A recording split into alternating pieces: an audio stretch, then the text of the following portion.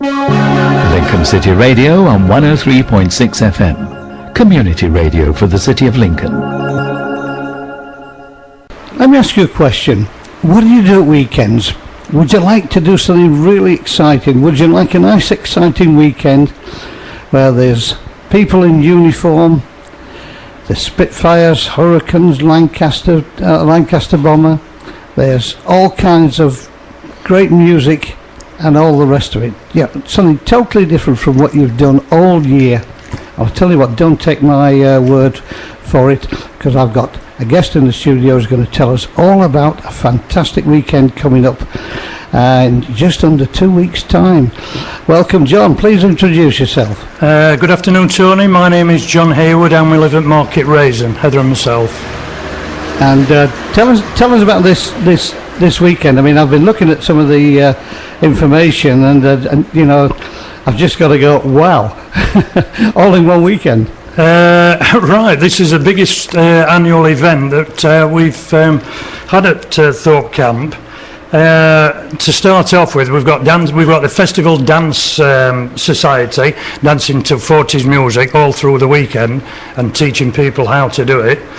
We've got Bird Dog Patrol reenactment group that have got a display of the Paris tents, the Bren guns, 30mm, and they'll be firing them off the gas operator, not the real thing.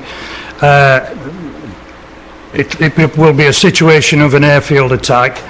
We've got the Land Army, the Forget-Me-Not Land Army, and they've got a massive display of all the implements and everything that the Land Army did, the saws for the lumberjills and tractors and chickens and all that kind of thing.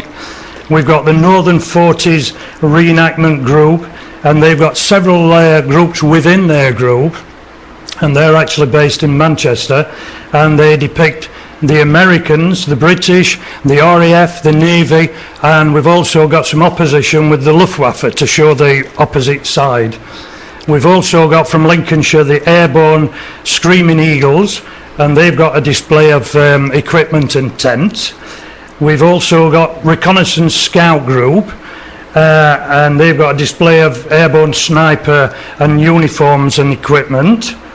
The Road to Mandalay, which we've never had anybody depicting the Burma campaign before, and they've also got a forward camp and first aid station.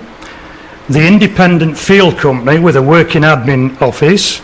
We've got Marlena Rube, who is an ENSA entertainer. She's going to give us all the 40s songs. All right. We've got 1940s songs by the Broadbent Theatre group singers. We've got loads of 40s military vehicles and civilian vehicles. Not to forget the food in the NAFI that's now been extended to Cope. We've also got a beer tent. On Sunday there will be a service for the 4 squadrons that were based there. I'll tell you what, John, I'll bet the price of the beer isn't the same as it was in the 1945. No, it's not 1940s price, no. I wish it was. On Sunday we've got a service with the Royal British Legion, the reenactors, and yourself, the general public, and we've also got the RAF Regiment veterans bringing their standards along, and followed by a blessing and a street party. And on the 2 days we've also got a full Battle of Britain memorial fly pass with every aircraft coming on both days. Wow. Obviously subject to the weather. Friends will also bring, and they're the home front display, they bring in an Anderson shelter which is fully kitted out, and also a front room which is fully kitted out, and this has been on, the Anderson shelter has actually been on several television programmes. Right. On Saturday morning, Alan Thompson, who is ex-military and a military reenactor, he is going to run from the Airborne Memorial at Woodall Spa with full marching pack, 1940s pack. He's leaving the memorial at 9 o'clock, and he will arrive at Thorpe Camp just about when it opens, between 9:45 and 10 o'clock, and that is for all theatres combat stress. So it's All right, so you're doing it as a sponsored thing. but he is actually sponsored by the Airborne Comrades Association headquarters that's based at Barnsley, but the money will be spread all over the country. Right. And it's also sponsored by loads of the general public, and we'd like more still, and also the Bird Dog Reenactment Group. On Friday night there will be, for the reenactors, there will be a small dance in one of the new buildings, but on Saturday night at Coningsby Village Hall there will be a 1940s dance. The general public are invited. It's £5 pay on the door. That's cheap. And that is with Moggy's Music Memories, who does all the big events round the country. And it's bring your own snacks. We always tell people bring your own snacks. People like snacks, and bring your own drink. 40. John, you were about to tell us about Thorpe Camp. Yes, Thorpe Camp Visitor Centre is a museum within the original camp buildings, and it's depicting the RAF and civilian life in Lincolnshire during the war years. There's loads to see on a normal day, and the entrance is £3, and even when the 40s event is on, it's still £3. There's no extra cost.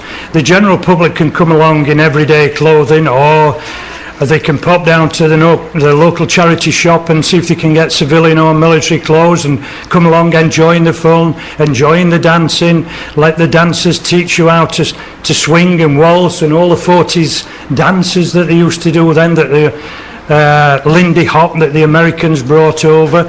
Joining a sing-song with our 40s singer, joining with the Broadbent Theatre Group and sing along, bring your flag along and participate, have coffee and tea and homemade cakes and pastries in the naffy, and really enjoy yourself. Just let yourself go back and breathe in the ethos of the 1940s. Now, I remember one time visiting Thorpe Camp, and there was some photographs up, possibly of one of your 40s weekends, showing a lady doing cooking demonstrations with the wrap-round pinny and the scarf on her head. And somebody said she was a real tartar. She wouldn't accept any nonsense from the audience. No, that's right, but unfortunately that lady has stopped her cooking demonstrations about 2 or 3 years ago now. She had she had not enough time really to look after her family. That was the point, and there's not many people who actually do 40s demonstrations of cooking. Oh, right.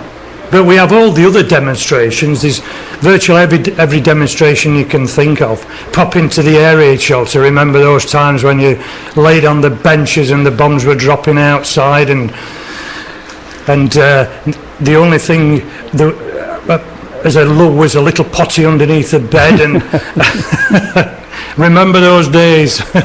Well, fortunately for me, I'd just been born, so so I don't particularly remember them myself. But oh dear, yes. I mean, the phrase "good old days" and the thoughts of laying there with bombs dropping all around just don't seem to go well together, do they? No, they don't. My father was on the Somme in the First World War, and he never came into the air raid shelter. He said, "Oh, that's for you lot, not for me." He used to have his wad and his newspaper and his woodbine, and we could see him in the kitchen window sat puffing away there while the bombs were dropping all the way around us. Yeah, and he probably survived the exception to the rule. That's right. I mean, you've talked about so many enactment groups. I mean, you've talked about one group that are going to simulate an airborne attack on an airfield. What other sort of acts are going to be taking place around the camp there? Well, the Land Army people, Forget-Me-Not, that's their name. The Women's Land Army they're demonstrating all different kinds of equipment that they actually used on the farm, including a tractor. They've got live chickens, they've got straw bales, and every type of pieces of equipment that you can think of, that they'll show you how it was used, how it was manufactured, and let you handle the equipment, the ones that are not dangerous, obviously, but And the road to Mandalay, as I say... No, I've never heard of them before. No, that does sound interesting. No, I haven't. But we've never had someone that was... I mean, in the Second World War, troops were all over the world, and they're the least mentioned, the ones that were out in the Far East. And this is actually a new group that originate from Lincolnshire, and they depict Burma and a field camp and first aid station, so you'll be able to get yourself all wrapped up and bandaged up, because they'll be doing demonstrations of all the first aid equipment. When we find any troublemakers. Yes, they'll demonstrate on them, I think. It just sounds like there's going to be so much going on, and it's a full weekend by the sound of it. It's a full weekend. We will be there from Thursday, because the trade stalls, we've got 32 trade stalls. If you haven't got anything, you can actually go along and purchase something, because it won't, make a hole in your pocket. I mean, they're all sort of memorabilia trade stalls. They're all memorabilia trade. Everyone is memorabilia. You can pick things up if you want to go to the dance.